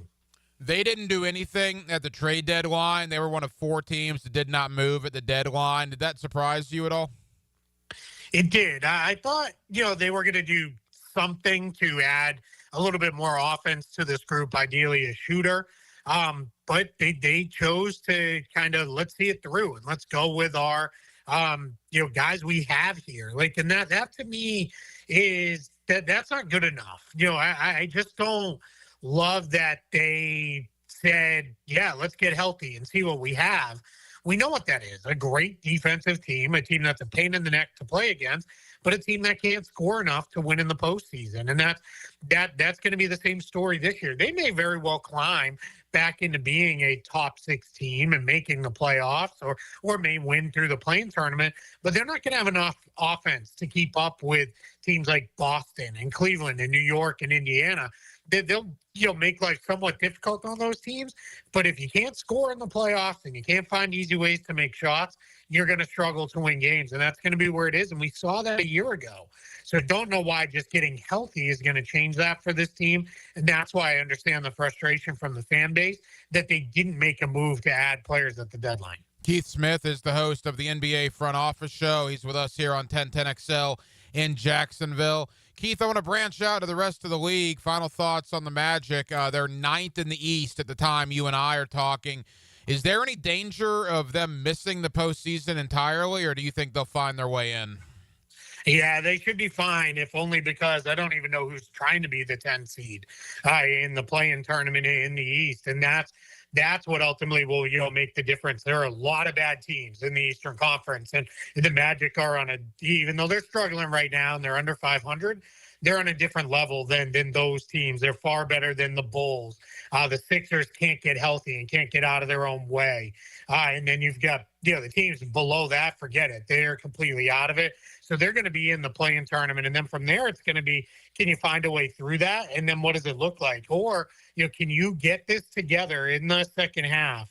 Or really final third is really more like it. We get back from the All-Star break and make a big push to really try to get into that top 6 and get that assured playoff spot and give yourself a little bit better of a chance in the first round. Yeah, the way I'm rationalizing it, Jalen Suggs should be back after the All-Star break. Obviously, Mo Wagner's not coming back, but you essentially trade out Mo Wagner for Goga Batadze, because if Mo was healthy, Batadze wouldn't be playing. And if you get Suggs back, then you're as healthy as you're going to be, and then we'll see what Orlando can do in the last 20 or so games of the NBA regular season. Quickly, while we're still in the East, I watched Philadelphia before the Super Bowl this past Sunday. The talent they have when they're healthy, and they just can't win. Last night against Toronto is another prime example. Philadelphia, Keith, are they going to be in the conversation for maybe the best team on paper that doesn't even make the play-in tournament at this point? Yeah, there's definitely a good chance. They are really struggling to get it together. When you watch them play, Paul George doesn't look right. He has had an absolutely awful season. Looks like a complete bust of a signing, and that's tough. You hope, we know he's gone through some injuries, but this has been really bad. Then you get into Joel Embiid, and he's just dragging himself up and down the court. He said it got a little bit lost because of the Super Bowl came and kind of blew everything off the map. But he said Sunday that he's going to need more surgery on the knee. And now, after the game last night, with their loss last night to the Toronto Raptors, a home loss, by the way, Nick Nurse said Tyrese Maxey's rough game was maybe because he's dealing with an injury and he's struggling through something himself. And if that's the case, Philly needs to really use the All-Star break to have some real conversations about what are we pushing for here? We're trying to get into the play-in tournament, but to be the 7th or 8th seed and get destroyed by Cleveland or Boston in the first round? They're just not going to be good enough to compete with teams that good. And then you're putting more miles on these guys. I think they need to have a serious conversation about saying, hey, it stinks because we spent a lot of money and we really tried to go for it, but it didn't work. Let's shut these guys down. Let George and Maxey heal up. Let Embiid get his surgery now so he's ready to go. But it is a real mess for the Sixers.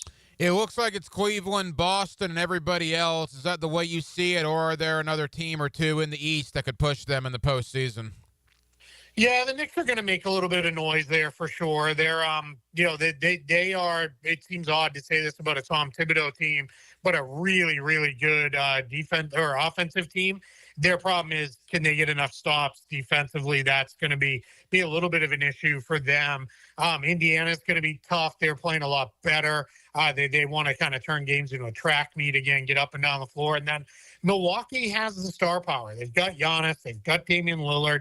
They added Kyle Kuzma at the trade deadline, so they rebalanced the roster a little bit. So we'll see if they can kind of make noise. But Boston and Cleveland, Boston is, they're the typical defending champs that are just kind of going through the motions a little bit. They have games where they just don't really show up and go all that hard, and that's, every champion has ever, been has done that. And then Cleveland's played great, all season, but the challenge for the Cavs, which they, in part motivated their trade deadline acquisition of DeAndre Hunter, is they've had some struggles against some of the best teams in the league, including the Celtics, who beat them right before the trade deadline on their own floor. So we'll see, how that comes together. But right now, it's a you bet it'll be Boston and Cleveland in the end. But other teams are doing what they can to try to challenge them. You can check out Keith Smith's terrific coverage of the NBA, both at Spot Track. He's also the host of the NBA Front Office Show alongside Trevor Lane.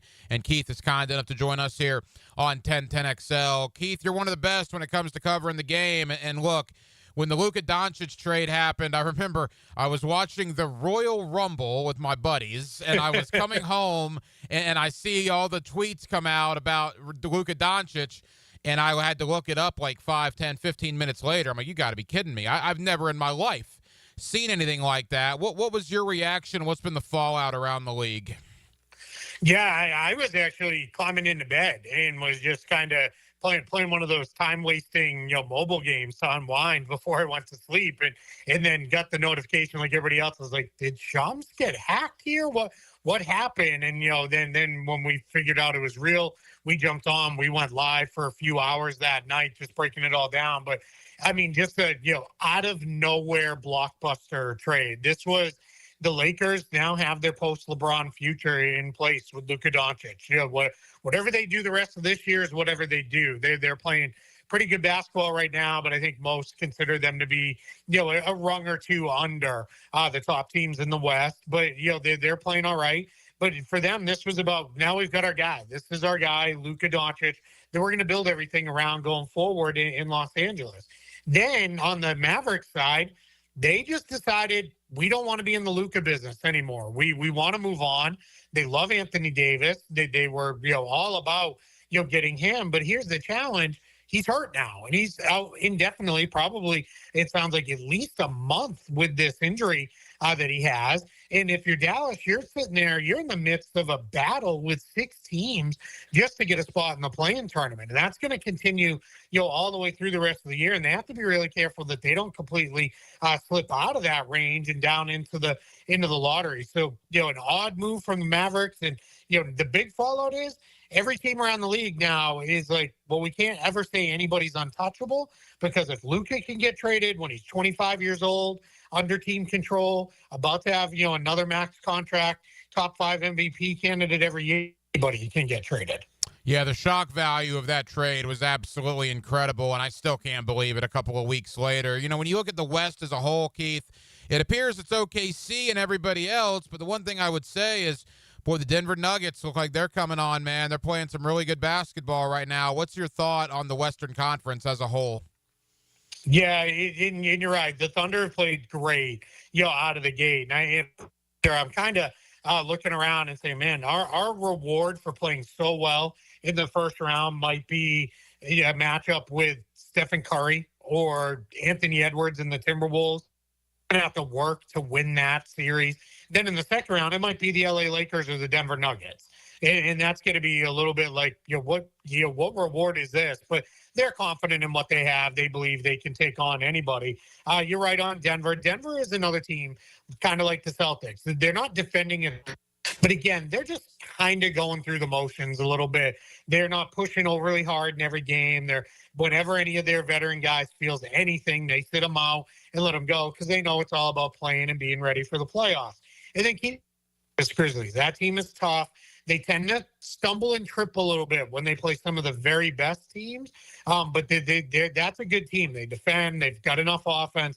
They're going to be in the mix. But, yeah, it's going to be a fun playoffs when we get to the West, because there's just really no easy outs in the entire conference. Keith, as we begin to wrap up, man, Hubie Brown called it a career on Sunday, 91 years old, 53 years of broadcasting. I know with how long you've covered the league, I'm sure you got thoughts about him. I thought, the broadcast did really well in kind of sending him off. All the players and the refs came over to meet and greet Hubie Brown after the game. That was quite the scene on Sunday.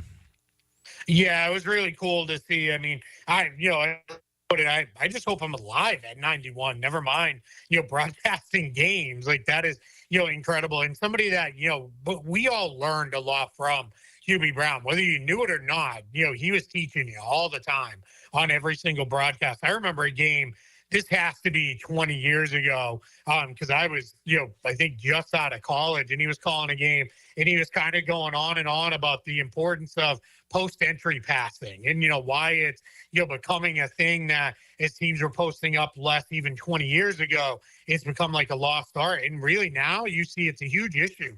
Teams struggle to, get the ball into guys on post-ups, and it's something that's always stuck with me. So, he's going to be missed, but, happy trails to him. I, hope he has a lot of years to go, and, maybe we'll see him pop up now and again, when he's feeling up to it. But, an absolutely incredible career for Hubie Brown. Absolute legend, Hubie Brown, no question about that. Keith Smith, the NBA Front Office Show and Spot Track. Keith, tell the good folks here in Jacksonville about Spot Track and, of course, the Front Office Show and where they can find you. Yeah, over on Spot Track, we're covering everything financially with the NBA, salary cap, CBA, roster building, all that. I've got trade recaps up. If anybody's wanting, what do you think about this trade or that trade? I recapped every single trade that happened through the trade deadline, 20 plus deals, through that period. You can check those all out. Those are there. I'll have a piece that goes up later. Kind of looking forward, what does this summer look like? How much money do teams have to spend? Where are we going with, cap space and who's going to be the teams with, exceptions and all that sort of stuff. And then NBA Front Office shows an extension of that. Trevor Lane and I every day, Monday through Friday, breaking down the league, all the latest news and notes and rumors all around the NBA. Friday, we do a live show where it's the fans show. It's their show to come in and ask questions and, get their thoughts and takes off. And we have a lot of fun on those Front Office Friday shows. He's one of our favorites, Keith Smith of the NBA Front Office Show. Keith, I know you're busy. Thank you for the time. We'll do it again soon, pal. I appreciate it. Thank you so much for having me. Now, the cool down from the cool guys at Donovan Air Electric and Plumbing. Fast, reliable, and honest service since '87. And thank you to Keith Smith, the host of the NBA Front Office Show, for joining us tonight here on Hacker After Dark as we are on the doorstep of the NBA All-Star break. The final games will be played tonight and tomorrow, and then it's a week off, right? I believe next Thursday is when teams will come back on the court. Of course, the All-Star festivities on Friday, Saturday, and Sunday. And then it's about a mad sprint, right? Most teams will have roughly 25 or so games left in the NBA regular season before postseason play begins in about 6 to 8 weeks or so. So we certainly spent some time on that. We spent some time on the college side of the basketball hardwood as the Florida Gators got a huge road win last night over another ranked team. That 72-hour stretch beating number 1 Auburn at Auburn and number 22 Mississippi State at Mississippi State. Good little stretch there for the Florida Gators, no question about that. They sit 21-3 overall, now 8-3 in the Southeastern Conference. And then obviously we talked some Jaguars with the GM search ongoing. That's kind of the last piece to the puzzle, right? You got the head coach, you got the staff. Now you just got to find the general manager, and you will go from there. So that will just about do it. It has been a very, very busy Wednesday night edition of Hacker After Dark. We certainly appreciate you guys hanging out with us on 1010XL and on 92.5 FM as we have a ton of people to thank. Again, thank you to Keith Smith of Spot Track, and Keith is also the host of the NBA Front Office Show. Thank you to Jerry Palm.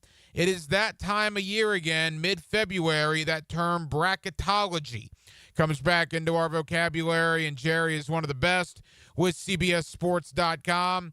Reminder, this weekend, they're going to do kind of a month out Selection Sunday, if you will. The committee's going to get together on CBS and unveil who their top 16 would be if it were the real Selection Sunday. And I'll be very curious to see where Florida is, potentially a number 1 seed coming up on Sunday, depending on what happens with their game against South Carolina Saturday night in Gainesville. And back in hour number 1, my buddy Leon Searcy, former Pro Bowl offensive tackle for the Jacksonville Jaguars. You hear him every day on Prime Time, and you get him weekly right here on Hacker After Dark. Now, we will be back tomorrow night on a Thursday, and we will do it all over again beginning at 8 o'clock. Dylan Denmark was your producer tonight. Dylan, great job as always. I'm the hacker Ryan Green. And again, Jacksonville, thank you for spending part of your Wednesday evening with us right here on Hacker After Dark on 1010XL and on 92.5 FM. So for all of us here on HAD, have an absolutely terrific remainder of your Wednesday evening, and we will talk to you again tomorrow night on a Thursday beginning at 8 o'clock. Until then, good night, Jacksonville. A new NASCAR season starts Sunday.